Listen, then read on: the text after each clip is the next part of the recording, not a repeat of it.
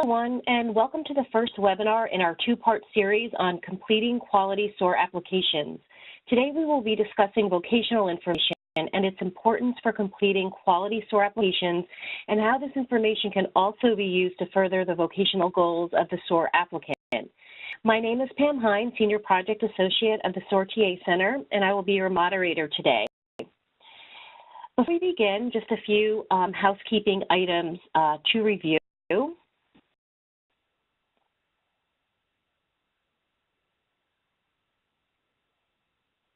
Disclaimer, this training is being supported by the Substance Abuse and Mental Health Services Administration and the U.S. Department of Health and Human Services.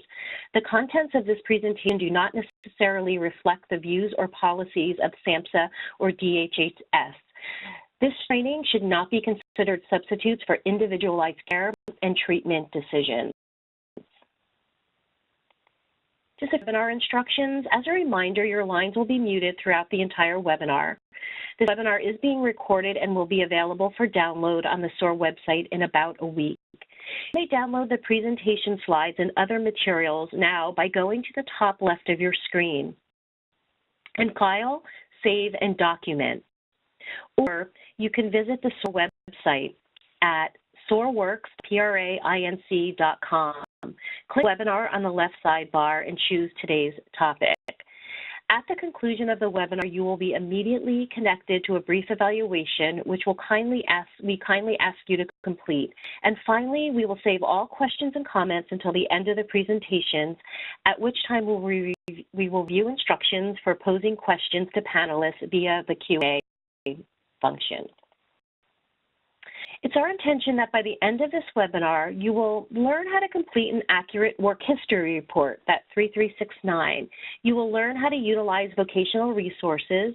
You'll also learn how to obtain employer statements to document work-related limitations and duties, and also understand how SOAR providers use vocational assessments and evaluations in SOAR applications, and also the future work plans for SOAR applicants. So, to reach these objectives, we will begin this afternoon with a presentation from Jennifer Nottingham, who's the Operations Manager with DDS in Las Vegas, Nevada, who will really give you a good understanding of SSA's policy on work history. That will be followed by Byron Kish, who's an attorney and SOAR state lead with Easter Seals in Colorado, who will go over some of the strategies for obtaining accurate work histories and also some other valuable vocational resources. And lastly, you'll hear from Lauren Patty, who is the SOAR local lead and assistant director with Bayard Enterprises in Denver, Colorado, who will share more information on those vocational resources for disability applications, and also talk a little bit about how her agency has been able to partner so effectively with SOAR. And again, we will follow up with questions and answers, which will be facilitated by the SOAR TA Center. Now I'd like to introduce you to Robert Grace, Public Health Advisor with the Homeless Programs Branch at SAMHSA, who will provide our welcome today. Bobby? Thanks, Pam. Welcome. And thank you for joining us today. I'm Bobby and the SOAR Project Officer. On behalf of the Substance Abuse and Mental Health Services Administration and the Homeless Programs Branch of the Center for Mental Health Services, I am happy to welcome you to this SSDI Outreach Access and Recovery SOAR webinar called Understanding Educational Information for Quality SOAR Applications. SOAR communities increase access to security disability benefits for eligible adults who are experiencing or at risk of homelessness and have a mental illness, mental impairment, and or co-occurring substance use. Today we'll focus on providing accurate work history information, which will be vital to include all SOAR patients. Our share a variety of vocational resources to improve disability applications, but all will be helpful for explaining vocational opportunities for SOAR beneficiaries. I would welcome and thank our presenters for today. And again, with them just one more time, Jennifer, him, and let's see, Byron J. Keish, and Patty. And I'd like to go ahead and thank our the SOAR people who have actually put this all together. So thank you for your willingness to share your experiences with us. So now I'll turn you back over to our moderator for today, Pam. Pam? Thanks for your support. We do appreciate it. So now I'm going to mic over to Jennifer Nunningham with DS in Nevada. Jennifer, please begin your presentation. Thank you. I'd like to first provide a disclaimer. The vocational evaluation policies and considerations are really complex and cannot be covered within an hour. I'd like to provide you with information to help you obtain a good work history so that the DS can make a determination without having to follow up to get additional information. Please note there may be some exceptions to rules that cannot be covered in this presentation. However, it will cover the main factors used by the DDS. Please. Work history needed. The DDS follow sequential evaluation steps in order to nation, as policy dictates otherwise. If the DDS can determine the individual is or is not disabled at a given step, the sequential evaluation ends and we would not proceed to the next step. You may be more familiar with the first three steps of sequential evaluation. This presentation will focus on step 4 and how to provide a good work history to help document the claim, but I will go into a bit about step 5. Next slide. They perform past relevant work, accommodated as PRW. There are two parts to step 4 that we have to remember. The ability to perform past work. We consider both is work as the person actually performed it. We'll get more about how we will have them describe it. And past relevant work as generally performed in the national economy. This must be addressed before moving on to step 5 and finding someone disabled for medical or vocational factors. Let's have a detailed work history to complete both parts to step 4. The DDS cannot allow a claim at step 5 before completing both parts of step 4. Next, past relevant work, we have to consider if it's relevant. So past relevant work is work that was performed by the individual within the relevant work period, and that would be past 15 years. Work that was performed at the substantial gainful activity level, commonly referred to as SGA, and work that lasted long enough for the job. This is determined by the specific vocational preparation, or SVP. Next, please. The specific vocational preparation is set. See, I provided a chart above. Duration is SVP of 1, and any that would not require much time at all to learn the job. An SVP level of 2, anything beyond demonstrate up to 1 month. S3 is over 1 month to 3 months. SVP 4 is 3 months to up to 6 months. And you can see following the chart that these are the main some of the main things that we are going to be considering. So I'll get into that a little bit more, but that's what we're going to be looking at. A big factor in what dates we need for the and so we determine the SVP level through using the Dictionary of Occupational Titles. Next, need to know the dates of past work. So if a job was performed in a relevant period, again, the past 15 years, although there are some exceptions, such as if their insured status was in the past. With the SGA level, if it's for a full year, the DDS will need to know how many months were worked in the determine if SGA. Currently, for 2000, SGA is considered $1,170 per month. We'd have to research what the level was for previous years. and determine to know exactly how long they did the job and what they did in order to make sure that we know if they performed SJ level for the amount of time that they actually did work at that job. Was the work performed long enough to have learned the job? Again, it goes back to the SVP level. And is it possible to make a determination without the exact dates? Yes, that can be, as long as we can answer the questions above. Next, please.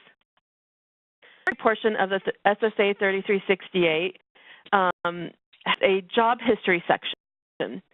A question for the DDS is why that we would need to complete SSA 3369 or work history report when the 33 section in the 3368. The reason is there's insufficient information for the past relevant work based upon the 3368 in general.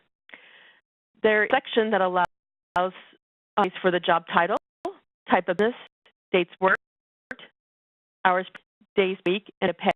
It is not space in there for to list the job duties and requirements of all jobs. The exception is if there's only one job that was performed in the last 15 years. Situation where they had only one job in the last 15 years, it is possible to get all the information on the application, the SSA 3368, on the history section. Otherwise, we do need to have a 3369 so we can get that detailed level of information for all past relevant work. Assessing for, we need to have that detailed level, and we cannot make a determination on past work based upon a title alone. We have to have information about the job duties and their expectations and how they performed it. Next slide, please. So I'm going to cover a little bit more about the complete 3369 or the work history report. The job description. Again, it's enough that DDS cannot make a determination on a job title alone. There must be sufficient evidence to determine how the job was performed and to be able to find, for us to be able to find the information in the Dictionary of Occupational Titles, or DOT.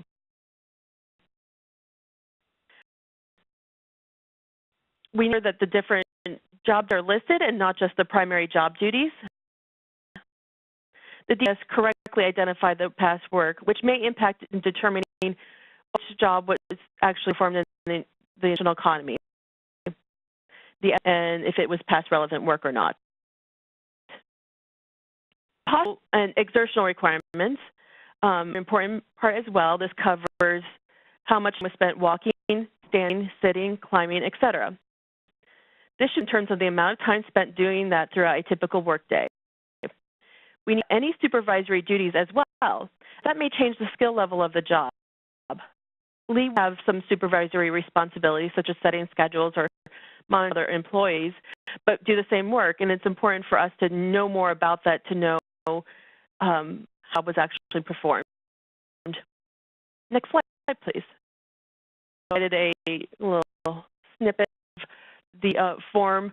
One mistake we commonly see is that this is just checked yes or no in terms of how much time was spent walking, sitting, climbing, and other. So this needs to be completed in terms of how much time. So typically, how many hours of a day are spent doing these activities. Next. That we need to know about past work. Their jobs, dates worked, week, rates of pay, machinery, equipment used, knowledge, abilities required, the extent of supervision required, judgment required, description of tasks and responsibilities, strength, endurance, and physical demands, any special accommodations from the employer, and next slide, please. Once we have all that information, we're able to assess step 4. Move on to step 5, and perform other work. If the person performed past work as described and how it was performed in the general economy or the DOT, they moved to step 5 of sequential evaluation. At step, we consider his or her vocational factors of age, education, and past work experience. We apply and these vocational factors to the vocational grids as a framework and determine the ability to perform other work. Next slide, please. So that is the general policies regarding past work, but I can provide a few tips for completing the history report. If there are jobs when the exact same job, only one description is needed. It's very common in work where there'd be subcontracting done, drivers, construction, very common to have people work with multiple employers but doing the exact same job duties. It is acceptable to list the job once and just indicate the different employers and only provide one job description, but it must be clearly stated and documented that the jobs have the same duties and expectations. Exact dates may not be necessary in most cases. If they're not known, listing the number of months or years may be sufficient in helping us make a determination. Again, back to, is the past relevant? What is the SVP? We would want to know if those benchmarks are met. If it's GA. And one detail that goes into a work history report becomes more important when the person is closely approaching advanced age or older. So that would be over 50 years or old. Sure. Next. Oh, so at this point in time, I'll turn it back over to Pam. Jennifer, appreciate you giving us a rundown of step 4 and 5 and a little bit about filling out that important section of the 3368, the work history, but also the 3369 if folks do have more than one job to utilize that form. And getting into that a little bit deeper, next is Byron Kish, who will talk a little bit about strategies and sources of information to complete the work history reports. Byron? Great, thanks, Pam. So, about the strategies and how you fill out the work history report, there's what I just kind of want to introduce to you in this slide, and then talk about some of this stuff in more detail later on, and kind of shoot. First, just as Jay had mentioned, if they have 50 years or older and they have physical impairments, you want to be detailed in the work history report. It starts coming into play at that point in step 5, and that kind of detail can really help Social Security understand how someone can do their past relevant work, and often that can be the deciding factor for disabilities, more than just the listings at that point. Important concept when we're talking about helping an individual file for disability is credibility, right? How much can an examiner believe what the claimant is telling them? Right, so that the applicant telling me I can only walk 50 feet before I have to stop and rest, the examiner decide, well, is it really 50 feet? Can they walk a little bit more? It comes down to credibility. Trying to build this image of credibility, this picture, and a concept for us as advocates is consistency. So a consistent picture of this individual. If a doctor, for instance, says, well, I think the claimant can walk 100 feet before they have to stop and rest, and the claimant then says they can walk 50 feet before they have to stop and rest, those two images are going to be inconsistent. We want to create a consistent image because the more consistency an examiner sees in reviewing cases, the more credibility they can feel they can give to individuals that are giving that consistent picture. That's a couple important concepts, especially with the work history report, is how good of a historian is an individual. People that I work with have difficulty remembering things, and they need extra help to kind of get some of those details out. We'll talk about later, such as a DECWI or a SECWI. If an individual has a poor memory, I want to paint a consistent picture of that individual with having a poor memory. Right? They shouldn't be a great historian when working out their work history report, but the function report or medical summary report, I'm talking about how they can't really remember things very well. Right? Creating a consistent image is very important. And then in talking about the work history report in the group picture, the work history report, I like to say, is kind of the dragnet of reports. It's just the facts. right? All the facts about your past relevant work, your PRW. It's whether you can do your PRW within the work history report. That's not where we argue that someone can't do their past relevant work or where an examiner decides that they can't. They're just looking for the facts within the work history report. They then go to the medical summary report or the function report to figure out, okay, what are the limitations for this individual? What is their residual functional capacity? Combination of those two reports, the history report and the medical summary report, that's ultimately going to help the examiner decide whether they can do their past relevant work or they're disabled. To that, I'll talk a little bit about the strategy with kind of setting up the work history report so it can easily be decided by an examiner. If there are work accommodations, it's good to note those within the work history report, within the description of jobs, or even within the remarks section, because this can help an examiner understand whether they can do their past relevant work anymore. You can use a remark section, and if you need more space, the remark section isn't enough space for you, you can also attach sheets of paper. Social Security, they have to read what you give them. If you give them extra sheets of paper because you need to really explain something in the description of your work, do so. I answer the question to what it's required, not the space that they give you. Looking at this first page, this is kind of the title, the cover page for the work history report, and just a little section I took from it. You can see alongside here the dates worked, and this matches with what Jennifer said earlier, in that, you know, sometimes you don't need exact dates. Oftentimes they can figure out if someone's worked at a job for 3 months, okay, that's going to be past relevant work, or that's not worked long enough for it to be PRW. So here in that little red box, you can see all those descriptions of dates would be acceptable. Now, sometimes they might need additional information, in which case the examiner can always follow up with the individual. But you'll notice in that fourth job as a cook, see remarks. An individual who couldn't remember what dates they worked, but they're like, I think it was sometime in 2002, maybe. You could see remarks. You could go to the remarks section. You could explain what your client, their memory works, right? What they're thinking. You could take right here, if you were using an additional source to help you with this information. Let's say the client could remember the information, but they did happen to find a old resume that listed dates for jobs. You could, you know, dates from client's resume, client couldn't remember them himself. Right? That helps create a consistent picture of this client in their core memory and what sources you need to help create the image or the picture Social Security and DDS with dates they worked.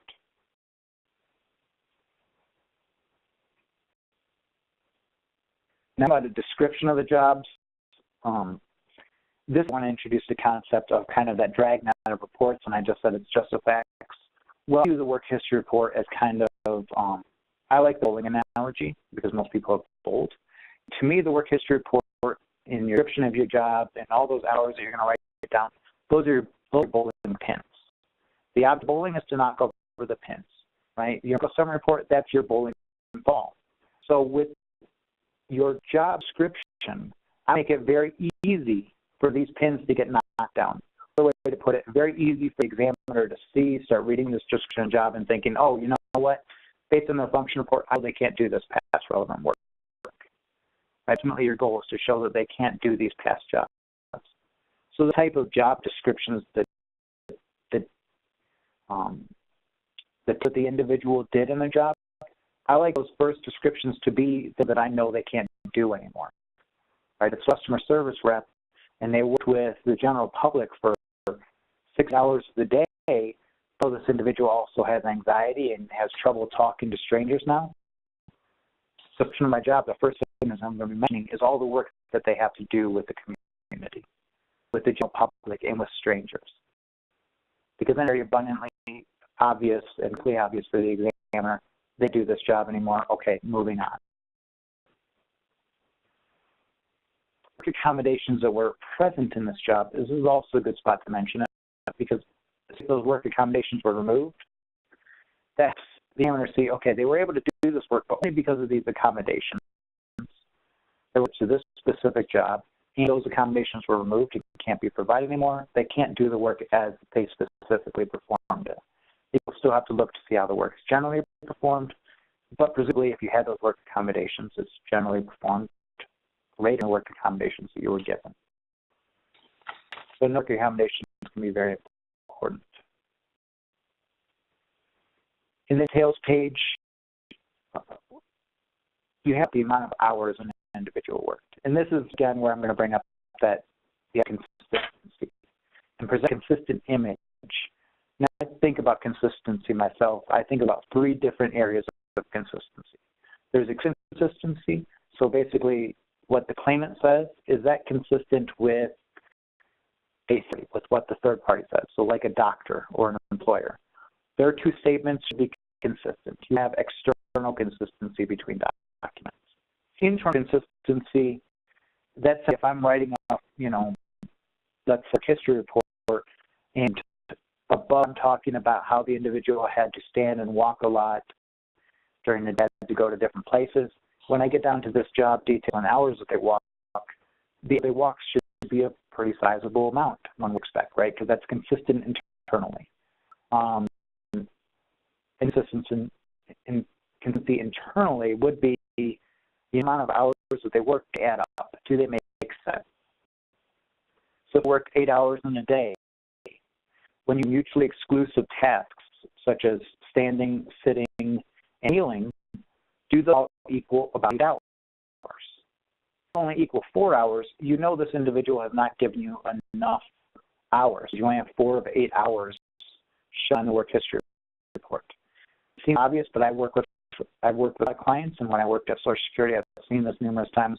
They always don't add up, right? You get the individual who has a broader scope than the client who's trying to answer these questions has trouble guessing hours that they've walked, right? Because it's how many I walk on my job when I worked at that job 8 years ago. I think 2, right? Your client's having trouble remembering these things. You be able to look at the broad picture and make sure that what they're telling you makes sense. And it's good to note when some tasks are mutually exclusive, like standing and sitting. You can't stand at the same time. You can't kneel while standing, and you can't kneel while sitting, right? Other tasks can overlap. So walking, for instance. Anytime I'm walking, I'm also standing. So my stand is always equaling my walking, but I can stand without walking, so my standing can be greater than walking. Right, so you have overlapping tasks like standing and walking, kneeling, crawling, climbing, because climbing includes ramps and stairs. So you want that image consistent. Now, the type of consistency perceived inconsistency. Essentially, what I think of this as is what you're saying makes sense if you are the claimant and you have the intimate knowledge of the claimant. From a third party's perspective, reading something and they don't have that kind of behind-the-scenes knowledge that the claimant has, or even you as the advocate have, they read it, is it going to make sense to them? Are they going to understand really what you're talking about? As an individual's job duties might change a lot, for instance, day to day. Take as a trainer and as an advocate. One day I'm sitting at a desk and I'm very sedentary. So I'm sitting 6 hours a day. I have to go to conferences and do trainings and I talk to groups, and I'm standing for most of that day. Situation, my sitting might be 6 hours one day, my sitting might be 6 hours another day, but I'm only working an 8-hour day. So if that's the situation, job duties range and vary. It's, you use ranges like 2 to 6 hours, or even note in your description of the job that, your hours below reflect the maximums that you've had to be able to perform the job duties, right? Just explain to the examiner what not. The examiner will be able to look at it and understand what's going on. Right? So you'll use ranges if you have to. And it happens actually quite a bit. In the lifting and carrying section, I'll point out here is that parentheses. If you're a state that does a function reports, for instance, you're reading a lot of Social Security forms, there's going to be parentheses all over the place.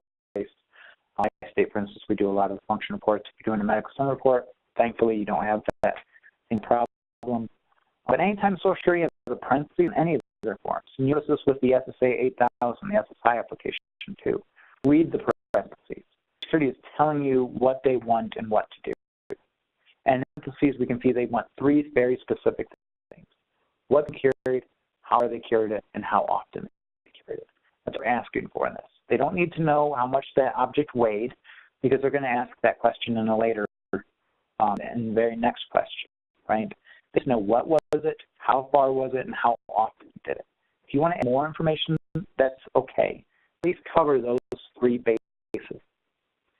And you're talking about how often, when you're talking about the frequency of time, you can include in the number of times that they had to do a task, even just in the amount of time they had to spend it, right? If they spent 4 hours unloading a truck, instead of having to guess that that's 200 times that they moved back and forth between the truck and loading it, you say that they had to do it for 4 hours, right?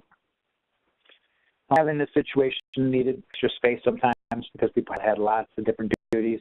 And so, if you need extra space, you attach sheets of paper. The importance of this section is to those who have hand impairments.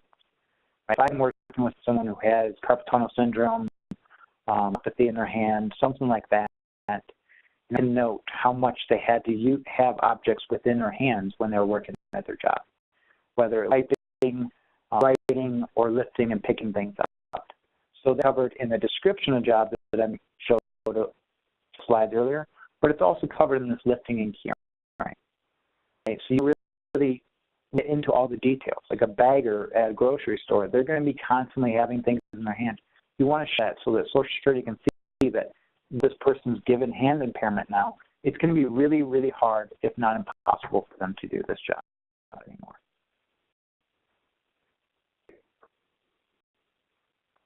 What do you do if you're trying to get all this information, but who's not a good historian, right? They have memory issues. They've had traumatic brain injury, or their mental health condition just causes them to have gaps in their memory, and they have trouble remembering when jobs, what they had to do on those jobs, how in a report like a work history report, because you do still need to give DBS the work history report, even if your client can't remember a single thing. They'll expect you to send the work history report back. What sources that you can go to try to help fill out these kind of reports? The that you should be thinking about is the Social Security Administration. Right? SSA has a few different sources of information that can be very helpful. First, if an individual has past disability applications, then they have filled out the work history report already. And given that they would have filled that work history report out several years ago, it might be slightly more accurate than their memory is today, 3 or 4 years later, after having further memory problems. Right? So the work history report itself might be slightly more accurate. The adult disability report that contains work history information, that could be also information. Past activity report as well from Social Security applications. And there's these other two reports, the SEQI and the DEQI. The SEQI summary earnings query, and the DEQI is a detailed earnings query. These could be in a prior disability application, but even if they're not, you could still request them from Social Security. If already on the claim as a 1696 representative, you have to request them yourself because you have the authority to do so. Or if this is before a claim's been submitted, using the SSA 3288 form, which is your release of information form. Either the SEQI and the DEQI give you valuable information on what job someone has done. The summary query, that's going to summarize jobs, right? It's going to give you basically what jobs that someone had in a given year. It's not going to tell you months that they worked at the job. Within a year, it's not going to tell you the quarters that they worked at that job, but at least give you what jobs have they worked and how much money did they make in that year. Source gets this information from the IRS itself, so it will probably require that the person actually worked at a job that had taxable earnings. It's helpful if someone can't remember what jobs they've done. This might be some of their memory, or the person might simply have forgotten about it. The details query, the DEQI, this gives you more detailed information. It gives you information by the quarter. So quarter 1 of 2014, quarter 2 of 2014, et cetera. And so kind of get a better picture of how long someone's worked at the job and what jobs that they worked and how much money they made in those quarters. So you could say maybe in quarter one, the person made $3,000. In quarter two, they only made $1,000, and then they didn't work at this job in quarter three. That would give you an idea that the person worked about 3 or 4 months. Right? You kind of figure out how much someone's worked. The detailed earnings query, it's not always available for the entire 15-year period that it worked out with the work history report. And the same thing with the summary earnings query. It usually covers that period. It might not. The other downside is sometimes I've talked to Social Security workers and requesting this, and the people at the window I talked to at the office just simply didn't know what it was. But, you know, you certainly gather this, and it might take you a minute to try to get it. Those are very helpful. The IRS also, you can get tax transcripts, and they're free from the IRS, so that can be very helpful in helping you fill out this work report, getting you some of those details. Sources, your collateral sources, job resume, carriers, they might have had a job application, for instance, that required listing your past relevant work. The employer might have in how long this individual actually worked there, right? So they might be able to tell you specifically the individual worked here for 4 months, where the individual themselves, the applicant, can't remember exactly how they worked there. And of course, friends and family. Again, to use outside sources to help you fill in the information for the work history report. It's good to note that for Social Security and Disability Determination Services, so they understand that this individual does have problems with their memory, and I'm having to go out to outside sources to help them fill in the information. None of the above are applicable. You just can't find any information to help this person. Right? They worked their past jobs under the table. So their taxable earnings, you couldn't get the SEQI or the DEQI, you couldn't get an IRS transcript. But when you fill it out, you know the person's done maybe some general jobs, call the examiner and talk to them about it. Right? To help you out whether it's even necessary. For an individual under the age of 45, for instance, the examiner might be like, you know what, it's fine, don't worry about it. We don't really need the work history report.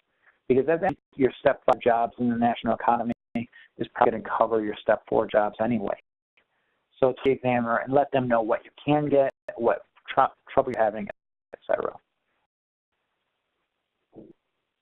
Now, I mentioned that you can go to past employers to get help with these reports, and there's a few ways that they can help you, especially when it comes to the SSA 821 work activity report.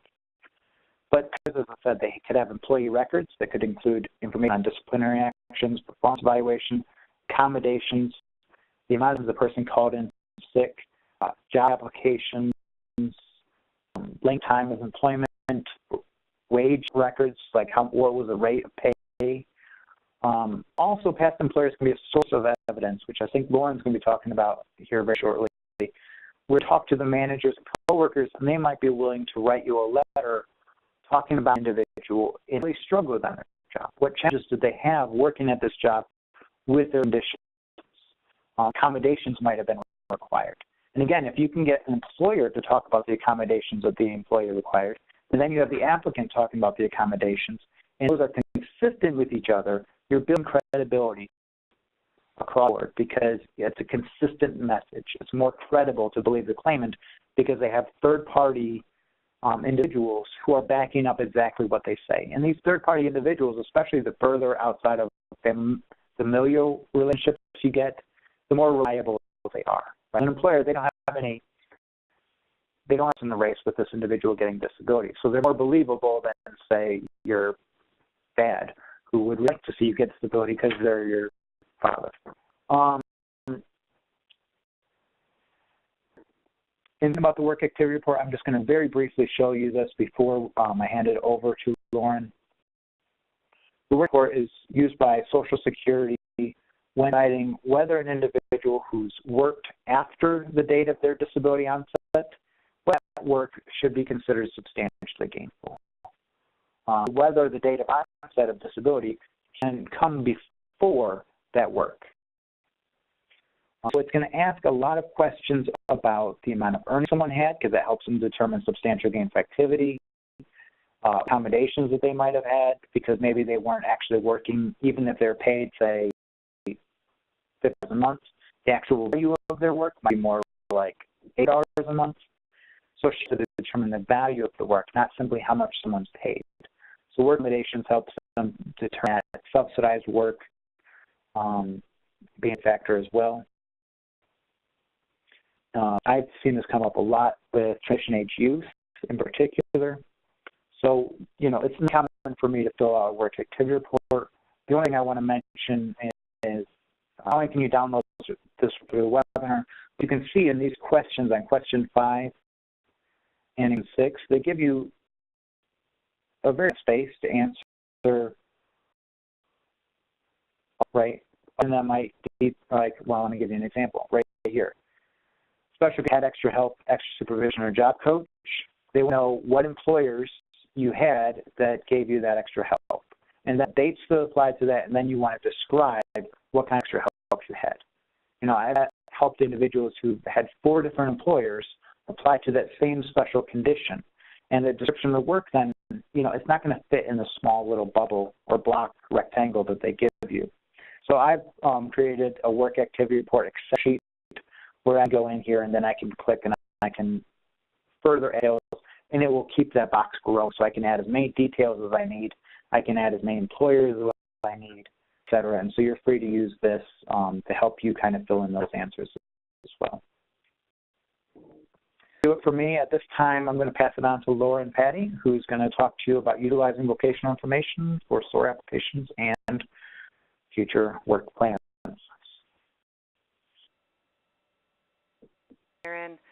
Hi, everybody. This is Lauren Patty. I am the SOAR local lead for the Denver metro area. I work for a nonprofit in Denver called Bayot Enterprises. And a little bit about Bayot.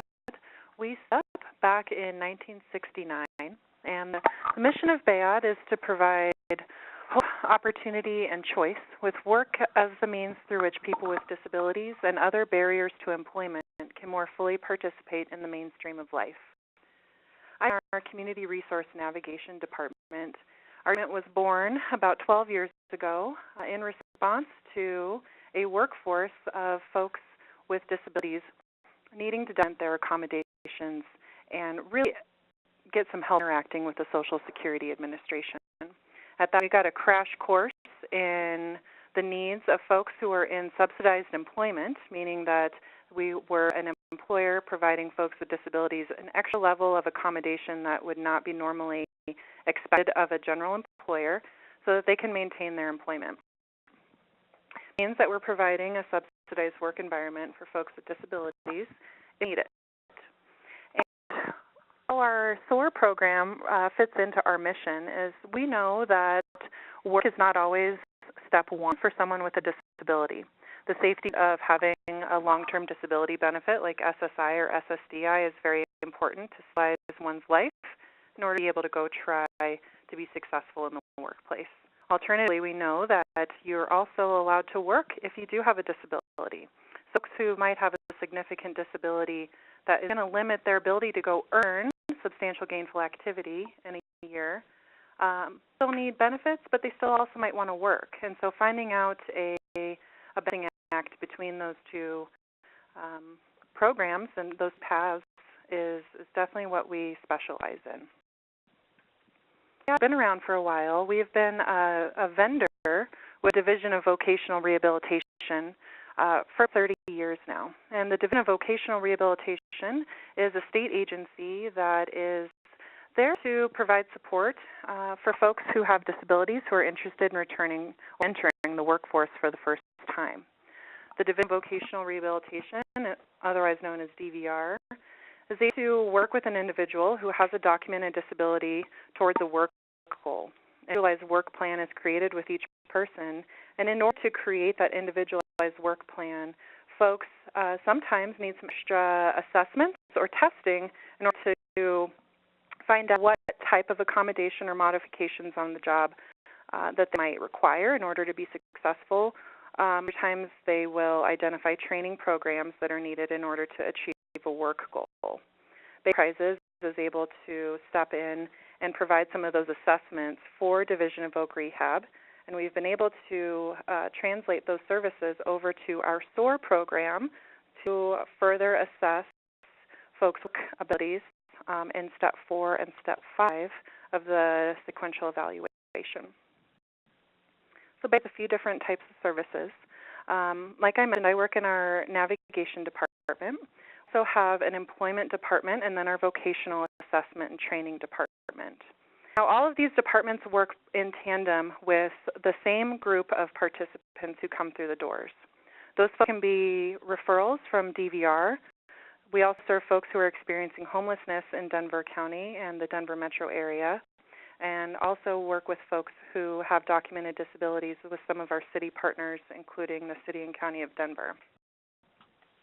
Together as a team, because the individual that comes through our doors has different expectations of our services, different goals for their own work future, and also different goals related to Social Security, disability, and other benefits they may be entitled to.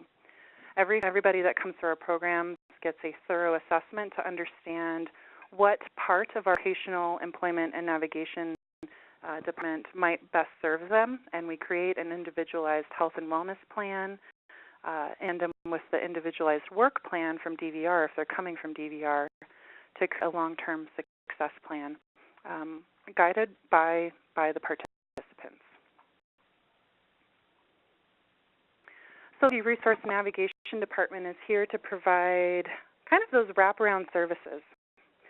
When we're talking about SOAR, we're often talking about what folks are not able to do, the jobs that they are not able to turn to, and God's mission is really to be able to get folks to engage in their community and their life, and that includes employment, in the way that they want to. So we know that folks that come to AOD are generally interested in work but might not know how to get there immediately.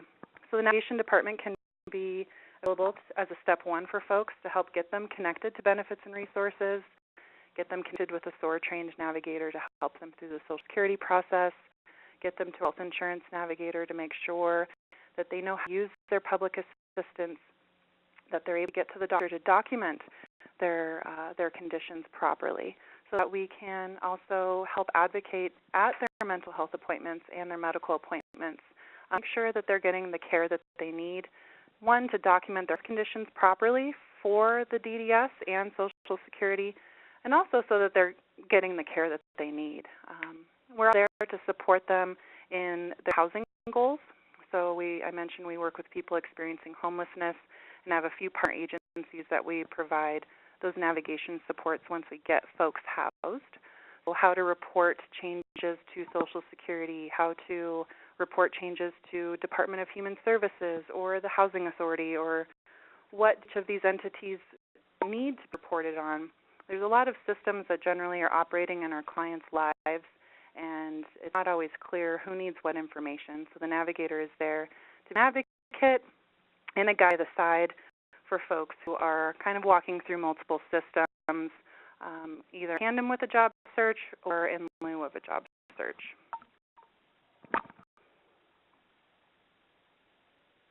Our services, we really support folks at any stage of their employment process they're in, whether they've never had a job, all the way up to folks who might have already been on Social Security disability and are looking to return to the workforce. Some of our employment services include online job search in our Career Center, resume development. We do that one-on-one and in groups. So we also do interview, customer service, and employer perspective training classes. So about once a month, offer training for soft skills for potential employees. That's offered by our employment specialists, our division of Vocational partners, and also some partner employers that we work with to give their perspective on what they're looking for in the workplace and how it can, some practices on disclosing disability if someone would like to, or how to look into accommodations in the workplace without fear of retaliation or getting the job. We do a lot of job development in our community. Employment specialists will go out and talk to employers, and basically what we're doing is we're educating employers about what a disability is, how to talk to employees about disabilities, A lot of times, folks, if they don't know something, it can be scary to ask. If you don't know how to word something, you're not sure if it's even okay to ask someone something, it can be intimidating. So employment specialists will go out and work with employers through those fears, through those unknowns, so they can be more comfortable working with us, understanding our support and ongoing advocacy that will continue once someone gets a job. And then also how to talk about disabilities. So in the future, if we do get there a statement or any support from the employer regarding Social Security application, that they're well-versed in understanding what that's going to mean and what we need from them. So the relationship between SSI and SSDI and vocational assessments is pretty hand in glove for Bayard. I mentioned that we started up back in 1969. That was our original founding member working at the State Mental Health Hospital, and noticed that a work therapy program for the folks who were residing in the hospital was showing tremendous outcomes for their personal and social interactions. So health was improving when they went to work. Their social skills with other residents, with employees and staff was getting better, and there was just a better outlook and a more positive in those sections of the hospital. So it became pretty apparent that the sheltered workshop concept that a lot of those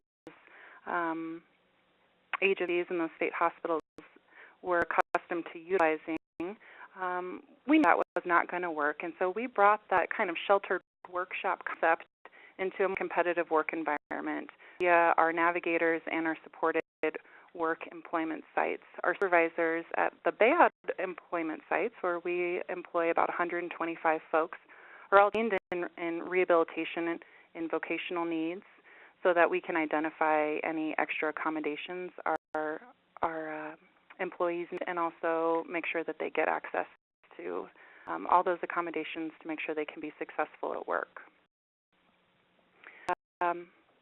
So our vocational team has been around for quite some time, developing basically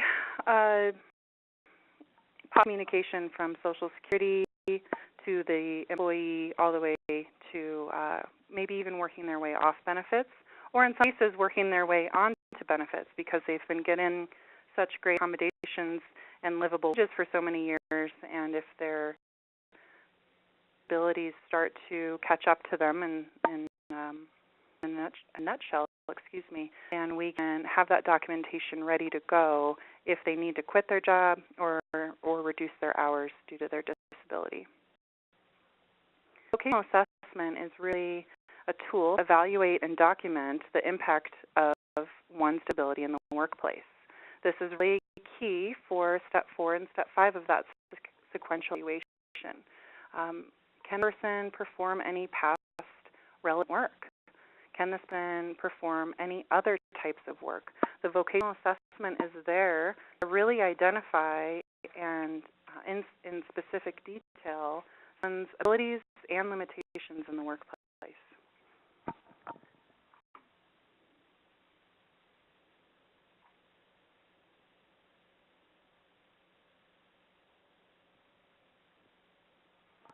The types of vocational assessments.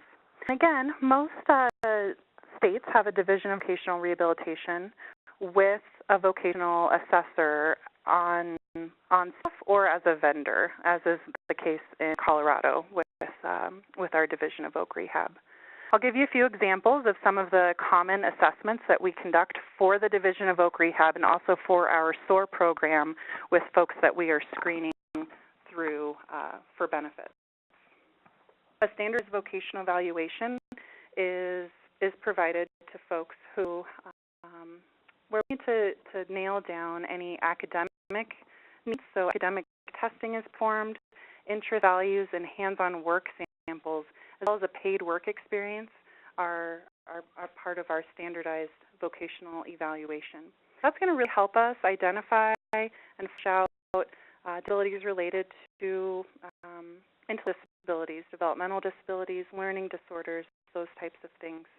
Anything that's affecting someone's memory and cognition, a vocational evaluation really helps identify limitations. Situational assessment is a real-world work experience with feedback regarding work readiness, as well as readiness and ability to perform job skills in certain employment areas. We're to place folks at our partner agencies and partner work sites for those situational assessments, as well as perform those in-house at our main campus office at Bayard Enterprises. Work experiences currently can include anything from clerical, administrative work, front desk, reception, more manual labor type things. So we've got custodial, janitorial. We also have several work sites around town that are more physically inclined. So we do cleanup, outdoor cleanup. So we'll have folks go out there with our crew and receive observation for a few weeks. We also work adjustment training. And what that is a 1 to 3 month experience where participants can build up their work tolerance, which can be physically or emotionally, learn to be productive and gain understanding of the expectations in a competitive job. And those are paid training experiences. We have job coaching, where we have basically a structured assistance for employees to learn their job tasks and interpersonal skills necessary for successful employment. And those job coaching experiences can really be any length of time that the participant needs us to be successful in work. Job retention services is something that's very important. If we have someone with a disability, we want to make sure that they are receiving the accommodations that they need in the workplace, that they are able to maintain health and wellness while they're going to work. And so retention services are offered for up to 1 year after a participant obtains employment. Now, any of those stages that I just mentioned, we might be screening someone for Social Security disability. And where we utilize a lot of information are in the vocational evaluation and the situational assessment. And again, really document those ADLs that the Social Security Administration wants to see, and things like sitting and standing and postural needs and interpersonal skills with other coworkers. We're able to assess whether someone is able to maintain a schedule, interact appropriately with their coworkers or peers or supervisors, the general public. And so we flesh out the details about someone's work abilities in a real-world scenario. And that can be used in lieu of or in tandem with real-world employer letters and explanations.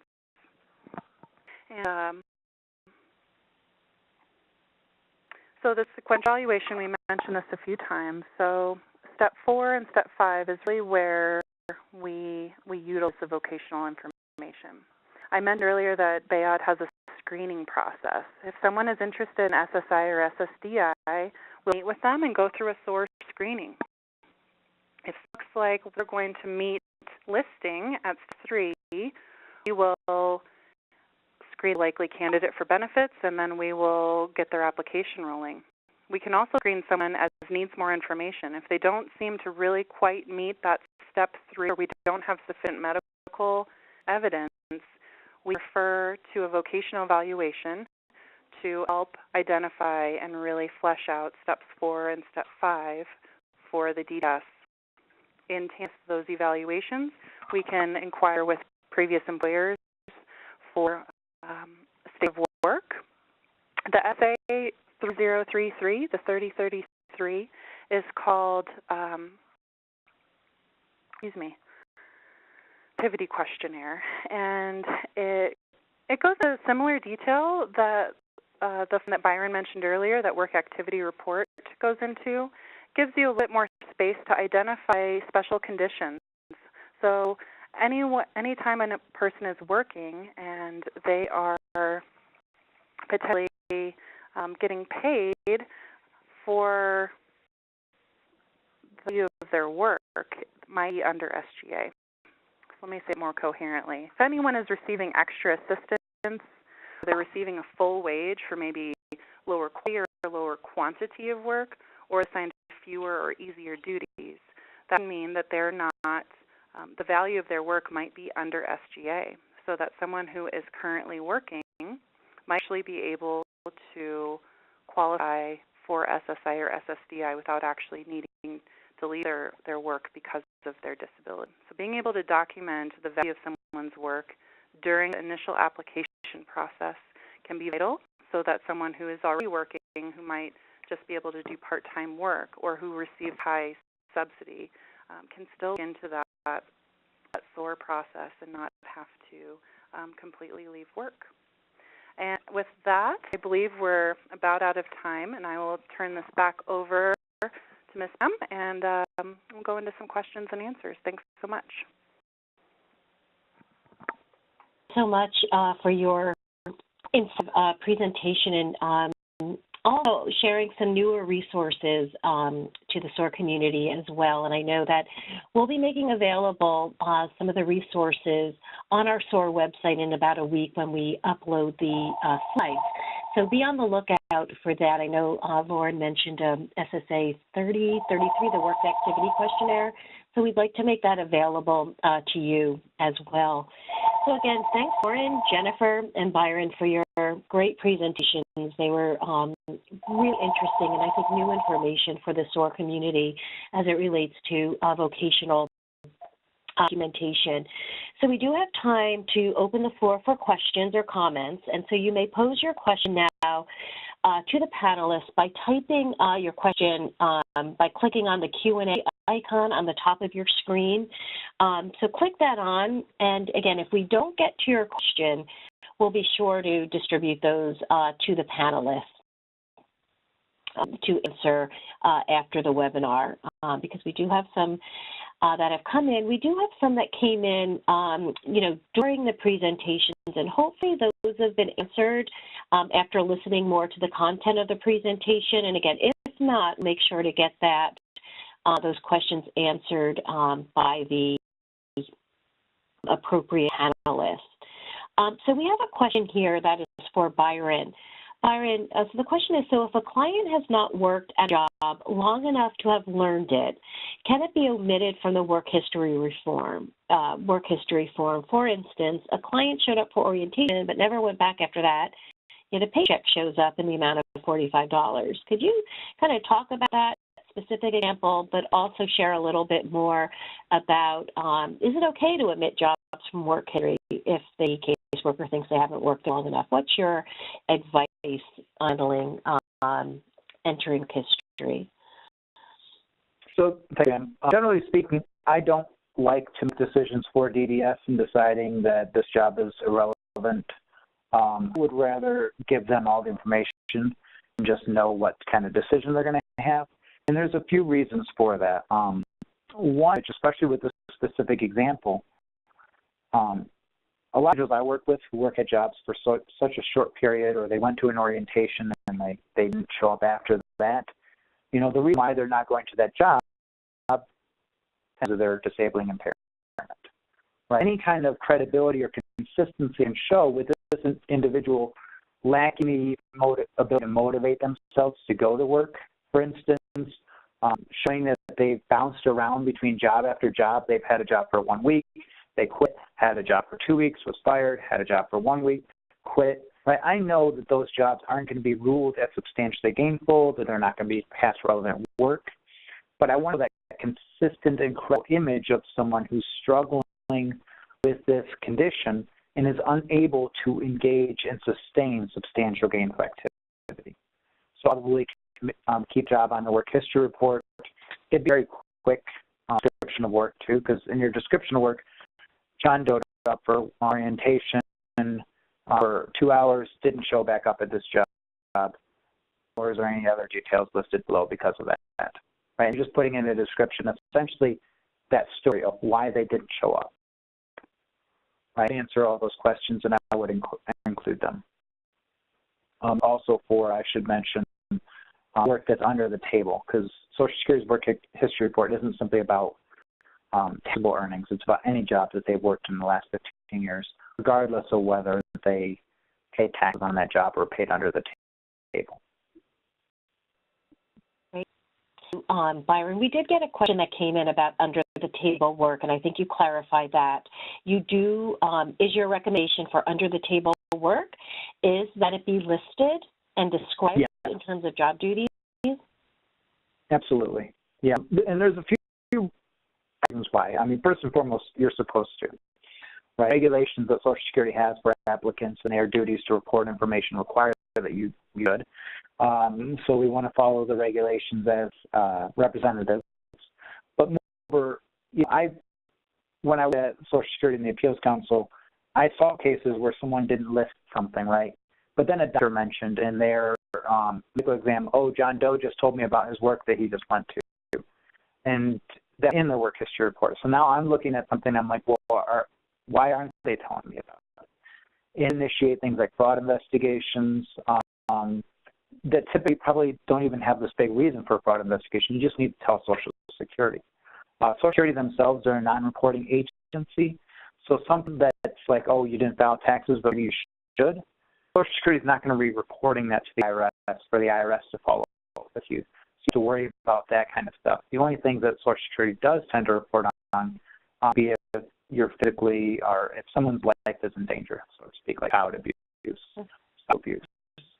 So then not to include that information, and really, I guess a fine reason is I want to show someone who is credible. Reporting information that they might have been able to get away with not reporting, in my mind, shows that they are credible. Not just telling Social Security about the stuff that they can easily verify with the IRS. They're telling Social Security everything. Their life's in books. They know they're disabled. That examiners feel like they can trust someone's statements as well.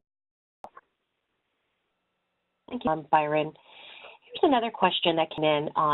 It's a question, but also to clarify, and I think it's based on what Lauren may have been talking about. To clarify, a client who is not working can apply for jobs or work a job while they apply for Social Security, still a Social Security decision.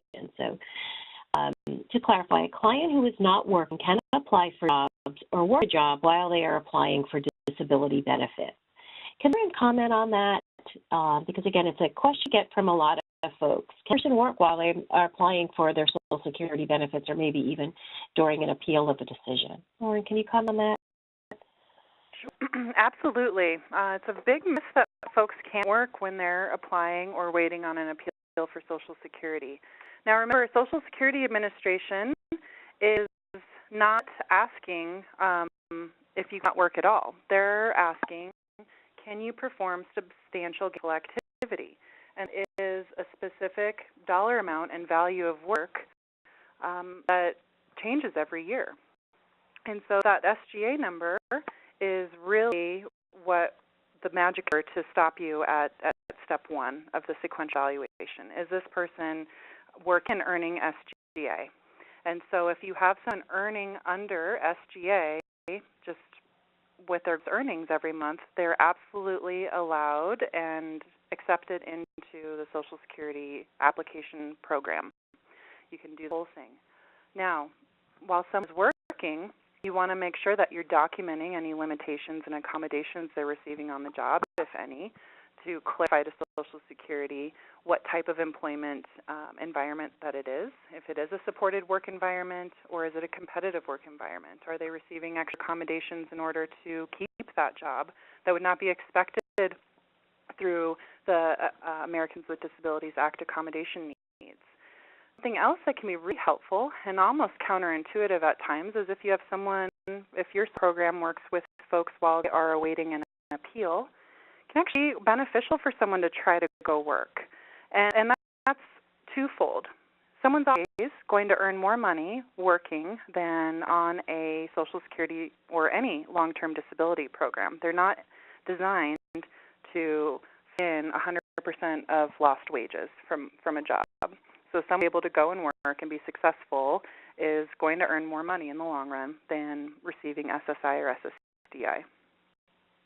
Now, someone who tries to go work and does have a severely limiting condition, it might not be successful.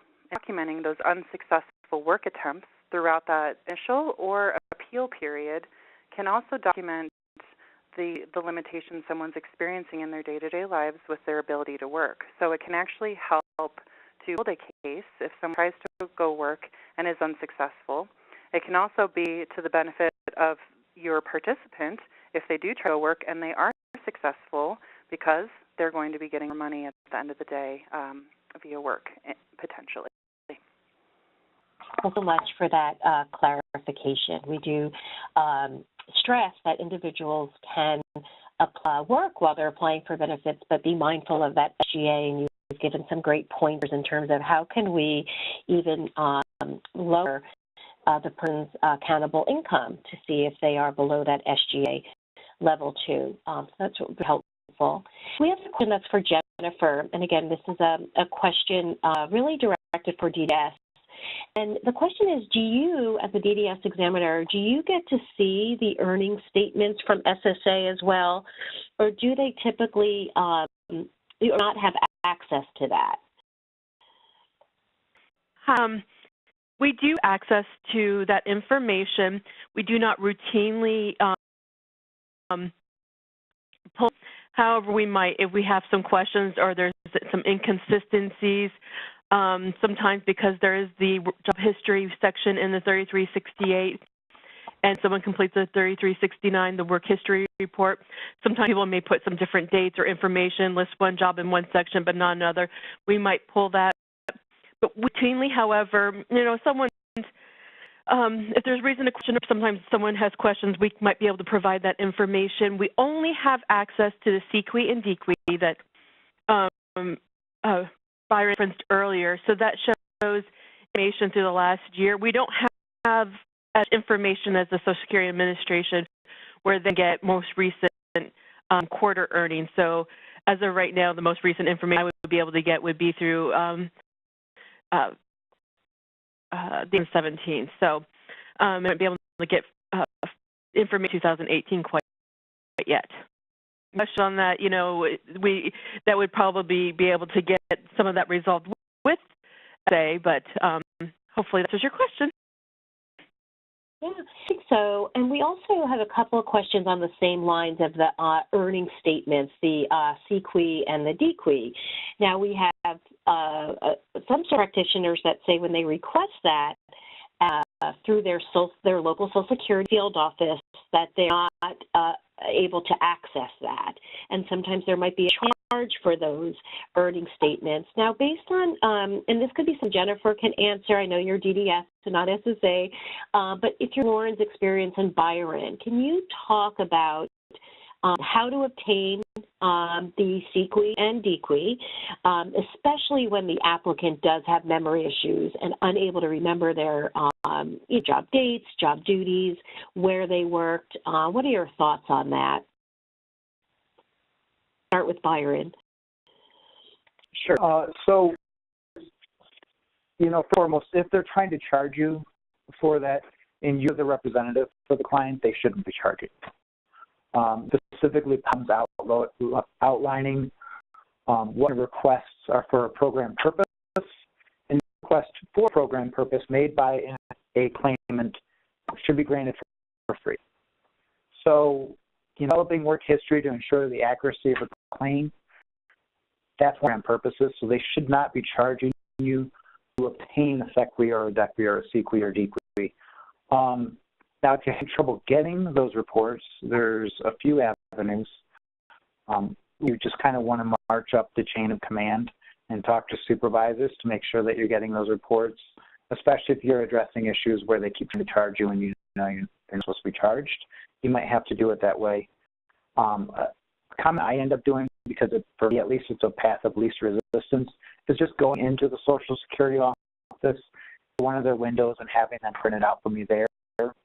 They're there sometimes those people at the window, they might not know that work the disability cases. Maybe they work in retirement. And they might not know what the CQE or DQE is. But generally, the two paths I take is talking to a supervisor or going to the office myself, especially if I can have any other reason to go into that office. So I'm not just wasting time doing so. Same thing with getting past disability applications and such. You know, also a program purpose, so that they shouldn't be charging you for that. If you're the representative and you have a 1696, you in the shoes of the claimant, so you have all those same program purpose arguments that a claimant has. And those are the paths I take, other than up a lot with the caseworker and making sure that they do what they're supposed to do. The claimant will say. Byron, and I think that you know, the folks that are at have those concerns, definitely check in with your SOAR local lead or your SOAR TA Center liaison to see if you do have a point of contact at your local Social Security office, so that you can ensure that those requests are being you know, answered, so they get the information you need so that you can make a quality application with the detailed work history, so that, again, you can give Social Security information that they need to be able to make a decision. Here's a question that I think would be good for Lynn. It has to do with summer work programs. Should summer youth work programs be shown as work history? For example, some youth in my state participate in VR services. In this summer program, they attend 1 week of education and 5 weeks of employment. Is this considered training or work history? Again, this could be for Lynn. She may have more experience with some of these vocational services. But also, how do you list that in the work history section? Is it considered training or work history? Sure. So the main factor for me is whether or not they're receiving pay for the work portion. All VR work programs will actually pay the person who's going through that program. So that's something to consider as well. If someone is receiving education and employment opportunity in tandem, that will be considered training and employment. And why I say that is we will include that in the employment section if that is a job path that the individual is interested in or has done before. So I understand you're probably working with high schools that are aging out of high school who are in that DVR program. So being able to really flesh out how long it's going to last is really vital. And Byron mentioned earlier that it can be really helpful even if someone goes to one-day orientation and gets paid $45, you know, from the question earlier. That is valuable information to put on there because we can talk about what happened in that training and employment program. You can also mention the training program vocational evidence.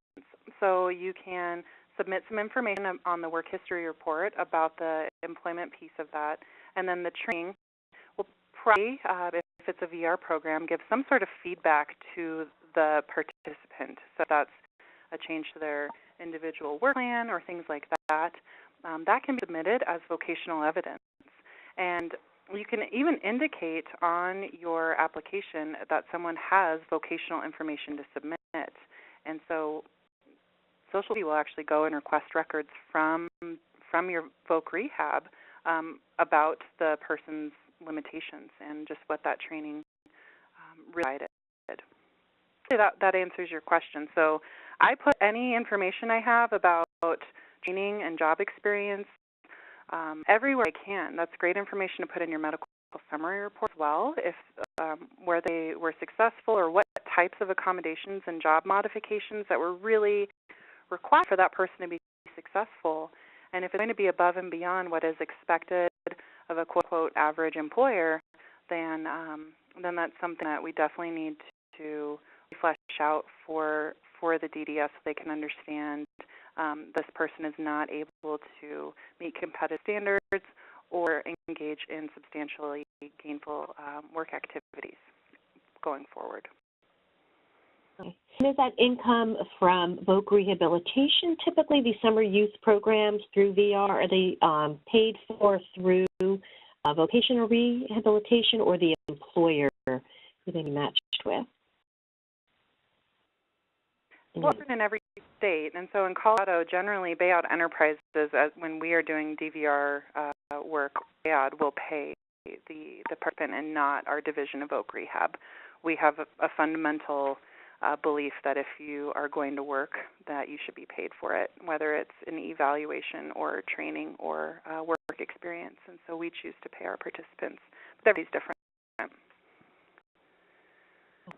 Here's another question. In the role of editing, this is for, because you mentioned getting records through the IRS. So in the role of getting tax transcripts for the consumer, is there another consent form that's needed? I know you use the security, SSA 3288 to get records. How about getting the IRS tax transcripts, and what is the turnaround time for that? A great question. I had actually needed to go to the IRS myself personally. I've talked to others who have.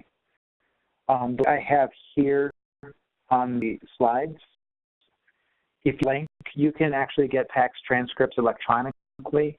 And so they would have to fill in electronic information, or you can print out the transcript to get it by, transcript as paper request.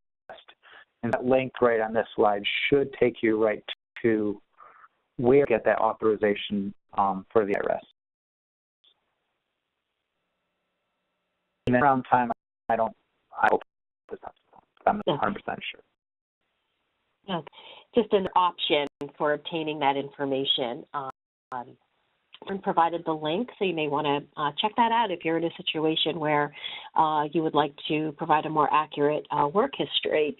We had a question come in about working while in prison. How do you document work in prison, especially if this is the only work history that the individual has done?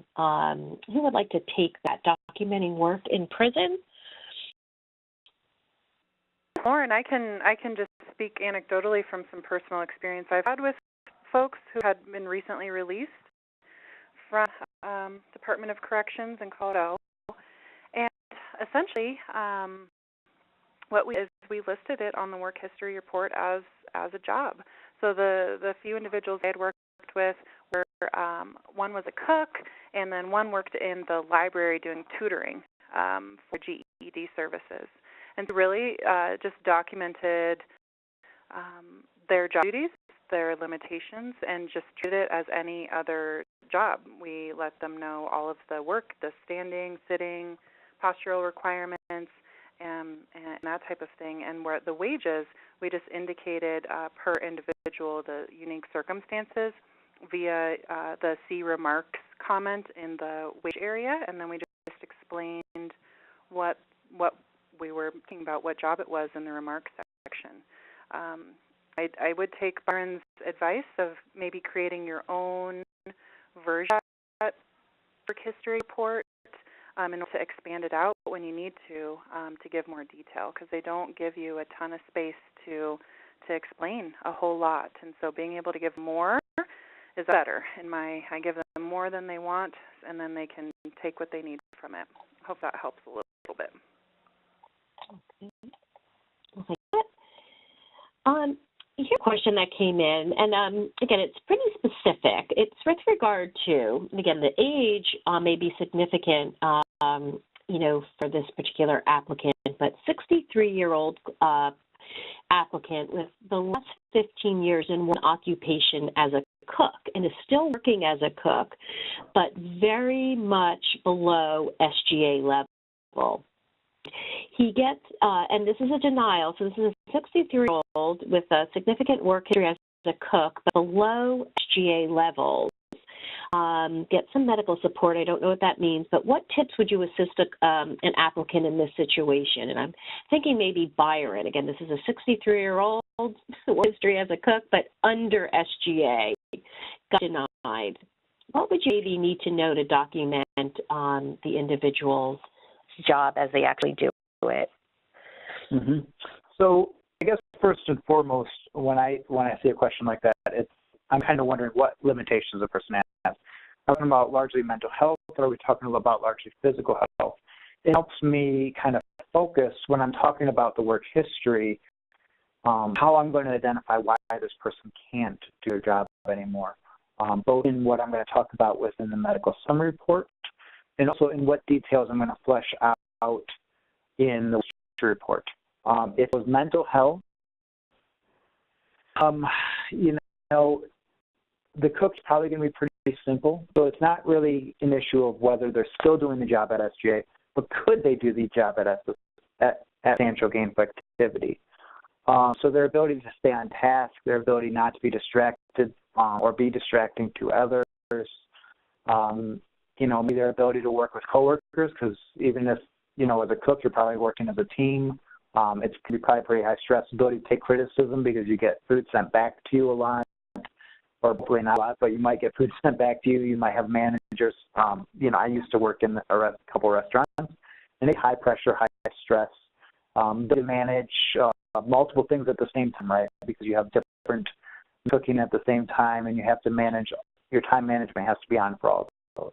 So I would be trying to show how these tasks are very intense and require quick production and quick decisions.